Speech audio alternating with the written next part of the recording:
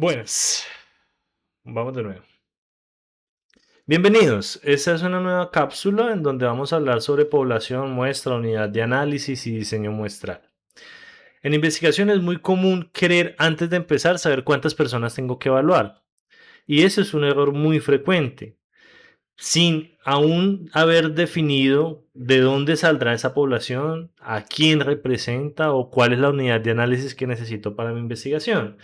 En ese orden de ideas, pues el objetivo de este video es aclarar estos conceptos y poder dejar claro que una muestra no es solamente un número, sino que realmente es una decisión metodológica. Por tanto, antes de abrir cualquier programa, sea cual sea, Epidad, Epinfo, antes de usar cualquier fórmula, pues lo que necesitamos tener claro y necesitamos pensar es en nuestro diseño de investigación. El cálculo de tamaño de una muestra es importante, pero no es el primer paso. El primer paso es delimitar la población y comprender la lógica del estudio. Por ejemplo, no es lo mismo estudiar adultos de todo un país, adultos de un municipio, pacientes adultos atendidos en una institución o historias clínicas de adultos registrados durante un año. Cada una de estas poblaciones influye sobre las decisiones, sobre la fuente de datos y sobre el alcance de las conclusiones. Por tanto, yo debo definir qué voy a concluir, sobre quién van a recaer esas conclusiones, a quién puedo acceder realmente, cuál es la unidad de análisis, válgame la redundancia, que voy a analizar y desde qué fuente de información selecciono dichos datos que voy a analizar. Por ende, antes de definir el número, primero debo definir la población. En otras palabras, primero el diseño y el cálculo después. ¿Por qué? Porque el tamaño de la muestra depende de una población definida, sea finita o infinita. Esta muestra debe estar estrechamente relacionada con el marco muestral y el tipo de muestreo que voy a llevar a cabo. Y pues el alcance de las conclusiones que voy a dar, pues depende a qué tipo de población o personas voy a acceder. Por tanto, es indispensable tener clara la población objetivo, es decir, el grupo sobre el cual voy a obtener las conclusiones, sobre el cual quiero concluir. Este representa el universo conceptual y al que apunta la pregunta de investigación. Por ejemplo, si mi estudio busca estimar la prevalencia de hipertensión en adultos de un municipio, la población objetivo serán todos los adultos mayores de 18 años o más que residan en este municipio. Esta población es muy amplia y muchas veces no es completamente accesible. Sin embargo, debe estar claramente definida porque va a delimitar el alcance del estudio. Una buena definición de la población objetivo debe responder a preguntas como quién son, dónde están, en qué periodo se estudian y qué características deben cumplir para ser parte del estudio. Ahora, sigamos. Después de definir la población objetivo, pues ya debemos definir la población accesible. Esta población es la parte de la población objetivo a la que realmente podemos llegar durante el estudio. Obviamente, esta población o el acceso a esta población pues va a estar condicionado por aspectos logísticos, geográficos, institucionales, temporales u operativos.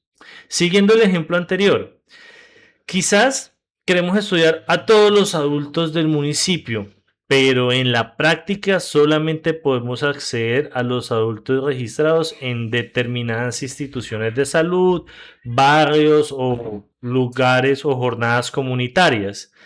Esta diferencia es sumamente importante o fundamental porque muchas veces las conclusiones reales de un estudio no dependen solo de la población objetivo, sino de la población efectivamente accesible. Si no reconocemos esta diferencia, podemos terminar haciendo afirmaciones más amplias de lo que nuestros datos realmente permiten. Ahora bien, una vez definida la población objetivo y la población accesible, pues ahora sí hablemos de la muestra. La muestra, pues, es el subconjunto de unidades que finalmente se seleccionan para el estudio a partir de una población accesible. En epidemiología, la muestra permite estudiar una parte de esta población y aproximarnos a lo que ocurre en el grupo más amplio. Pero pilas, porque una muestra no es adecuada solo porque tenga muchos participantes o porque tenga muchas personas a las cuales se vaya a evaluar. Una muestra es metodológicamente adecuada cuando está bien conectada con la población, bien conectada con el marco muestral, con el tipo de muestreo y con la pregunta de investigación. Por ejemplo, si quiero estimar la prevalencia municipal de X enfermedad, pero mi muestra, el conjunto de datos, proviene únicamente de una clínica privada, yo debo reconocer que esta muestra probablemente no representa a toda la población de un municipio. Por eso, al hablar de una muestra, también debemos hablar de representatividad, debemos hablar de sesgo de selección y así definir el alcance de nuestras conclusiones. Una vez definida la muestra, pues ya debemos pasar al siguiente eslabón, que es la unidad de análisis. La unidad de análisis es el elemento sobre el cual se recolecta e interpreta la información.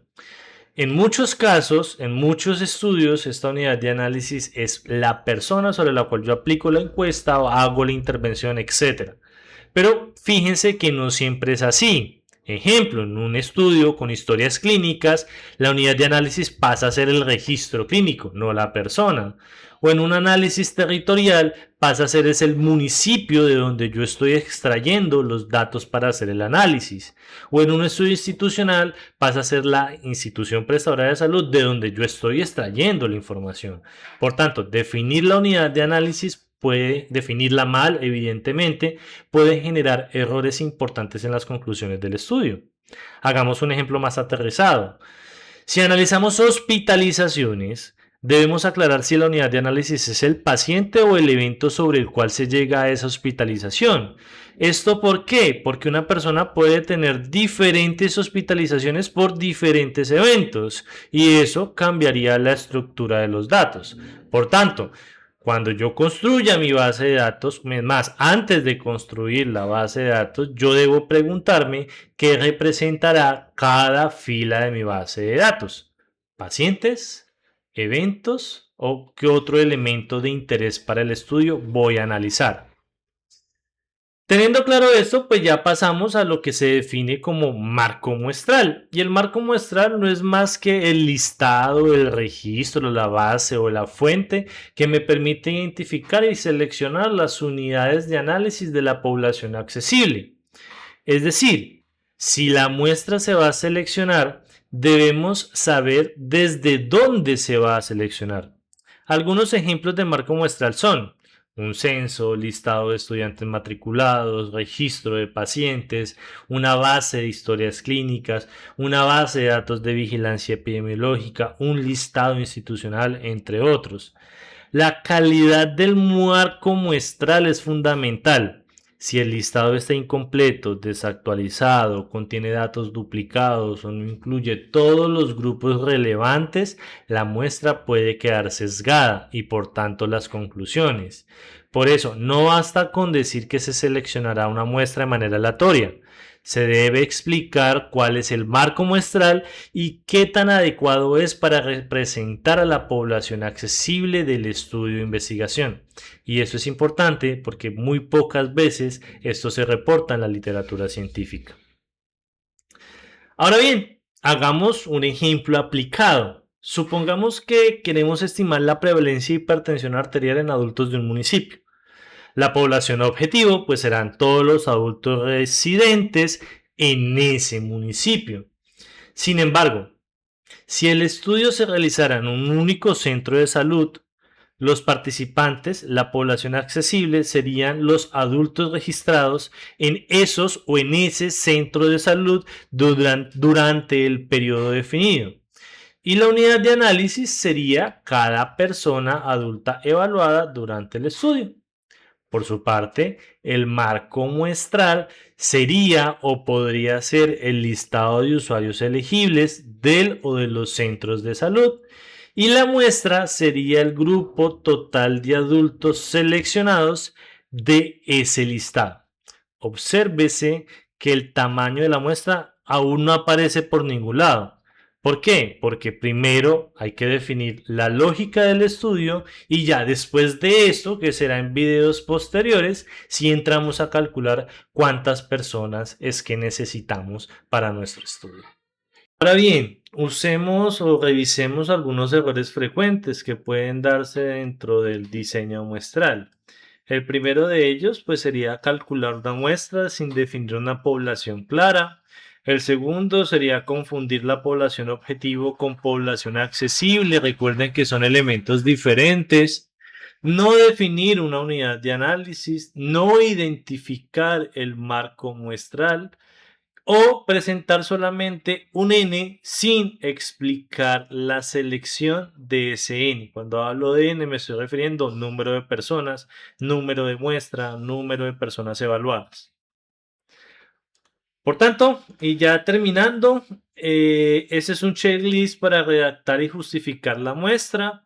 Acuérdese, la delimitación, cuando hablamos de delimitación, estamos hablando de población objetivo, población accesible, unidad de análisis y marco muestral. Y ya el cálculo y selección de la muestra, que va a ser el tema de otro video, sería el tipo de muestreo utilizado, los parámetros para el cálculo del tamaño de la muestra, los procedimientos de selección y el ajuste por pérdidas. Finalmente quiero cerrar con la siguiente frase: el software calcula el número, pero es el investigador quien justifica el diseño muestral de su estudio e investigación, porque en últimas pues es el investigador el que va a defender sus resultados y sus conclusiones. Muchísimas gracias y nos vemos en un próximo video.